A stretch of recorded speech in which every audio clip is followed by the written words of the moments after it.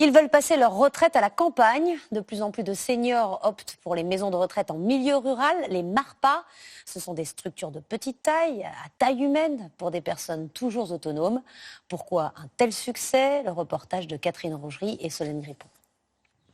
À 86 ans, l'un des petits plaisirs de Lucienne Raveau, aller faire ses courses à pied le matin. Je vais en ville chercher mon pain. Celui d'Étienne Swiklinski, 97 ans, cultiver le jardin. Là, normalement, il y a du raisin. Donc, une feuille au-dessus, hop. Autonomie et vie en communauté. Tiens, ils sont là, les carottes. C'est la particularité des MARPA, maisons d'accueil et de résidence pour l'autonomie, comme ici à Rozay-en-Brie en Seine-et-Marne. Des petites structures, moins de 25 logements, entourées de nature. Après la mort de son mari il y a 4 ans, Allez-y, rentrez. Là. Lucienne Raveau s'est installée dans ce studio. 32 mètres carrés avec cuisine, salle de bain et cette grande pièce. Là, c'est mon lit. Ça, c'est à moi. Comme un petit chez-soi de plein pied, dans ce coin de campagne qu'elle ne veut pas quitter. Là, c'est une bonne terrasse. On peut sortir, on peut aller en ville. Je me retrouve dans le pays, hein, vraiment. C'est de la liberté totale, on est bien. Hein.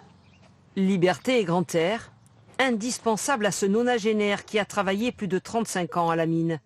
Lui aussi habite ici. Moi, le soir, je mange chez moi.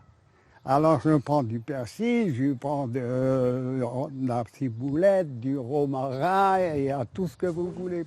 Situés en milieu rural et périurbain, les MARPA, financés notamment par les collectivités locales, s'adressent aux seniors autonomes, mais qui peuvent se sentir fragiles. Chacun vit dans son logement et bénéficie, s'il le souhaite, de prestations, notamment la restauration. Tarif, 1 540 € par mois, charges et repas compris. Les locataires peuvent bénéficier d'aides financières, APL, aide sociale à l'hébergement, allocation personnalisée à l'autonomie. Le concept, c'est de se sentir le plus longtemps possible, comme à la maison, dans un environnement sécurisé mais non médicalisé. Sécurisé, c'est-à-dire qu'ils ont tous une téléassistance. S'ils appellent, nous on est réactifs, dans le quart d'heure qui suit, on vient. Une permanence 24 heures sur 24 et des animations organisées tout au long de la semaine. Gym, bricolage, chorale et jeux. 83. Objectif, rompre la solitude.